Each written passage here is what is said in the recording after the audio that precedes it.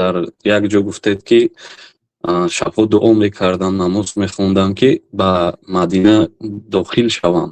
шумо чанд бор ҳам попытка кардед, нашуд, баъд дуо кардед, худованд бо дуои шумо мустаҷоб гардонд. Оиди ҳамин ҳам як маълумот медодед, ки чӣ гуна кардан дар кор, ва ҳам оиди истихора. истихора ба он корҳое карда мешавад, ки шумо намедонед ки оқибаташ чӣ аст. оқибаташ хуб аст ё бад аст.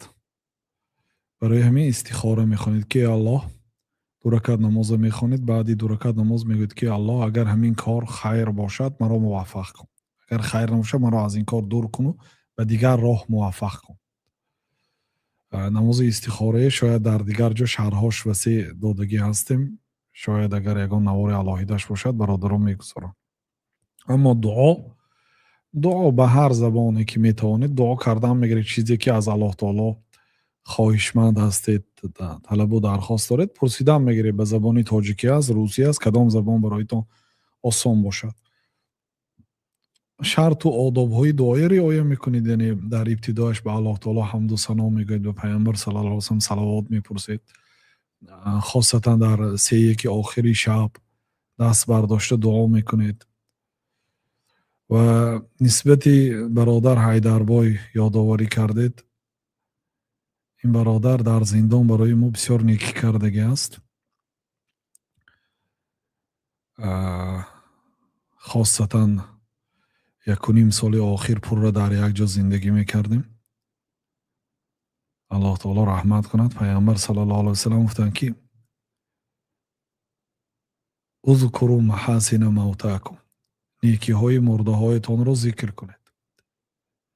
ва инчунин он одаме ки бар болоитон ҳақ дорад, ҳаққи вай адо кунед.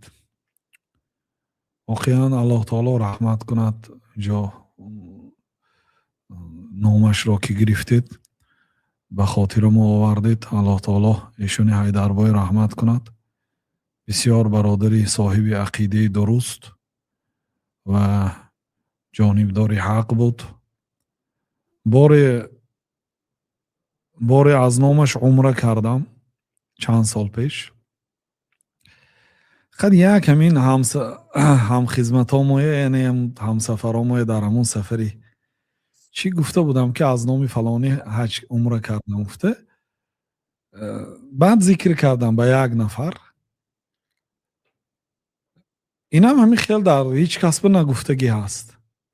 нохост мегӯяд як рӯз яке аз ҷиянои мулло Ҳайдар занг зад. ҷӯрабегам домла Сӯроб ки аст? гуфтааст. чӣ ба? гӯд ман Ҳайдара хоб дидам. гуфтааст домла Сӯроба ё салом гӯ. гуфтааст дар куҷое ки бошад ё салом гӯ. гуфтааст ба ин одам гуфтааст ки мия бародар аст ку дар баромад дорад дар ютуб. гуфтам ину мешиносам. гуфтааст ин ҳамина охир? гӯд ваҳ. гуфтааст мулло Ҳайдар ҳамина гуфт. субҳаналлоҳ.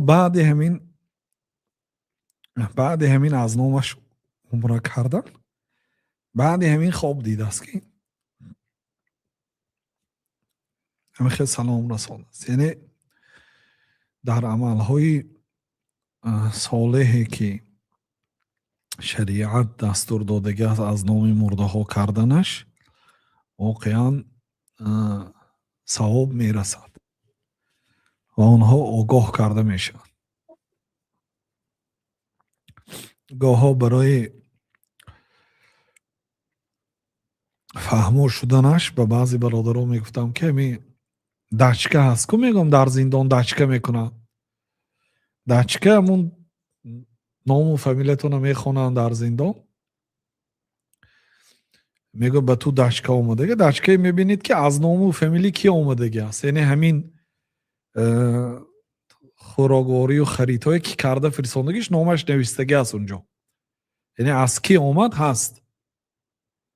яъне амалҳои солеҳ ҳам монанди хайрот, монанди масалан ҳаҷу умра ё دیگر کارهای خیر، صدقه جاریه از نام میت انیق ثوابش میرسد.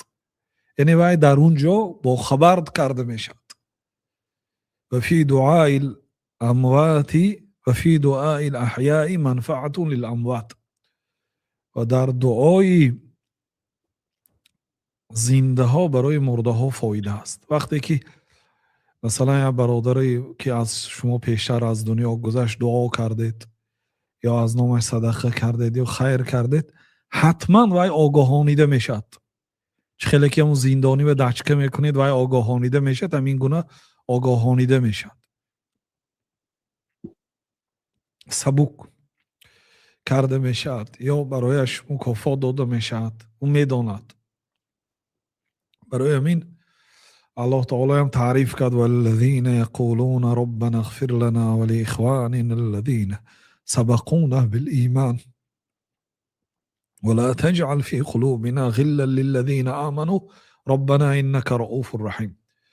بندگان اینه که الله تعالی اونایی که والذین، اونایی که بعدی صحابه های و مهاجرها و انصاری ها رو تعریف کرد که والذین جاءوا من بعدهم، اونایی که بعدی صحابه ها به دنیا آمدند، یقولون در دعاهاشون میگفتن که ربنا اغفر لنا، ای الله گناه ما رو بخش، ولی اخواننا الذین سبقونا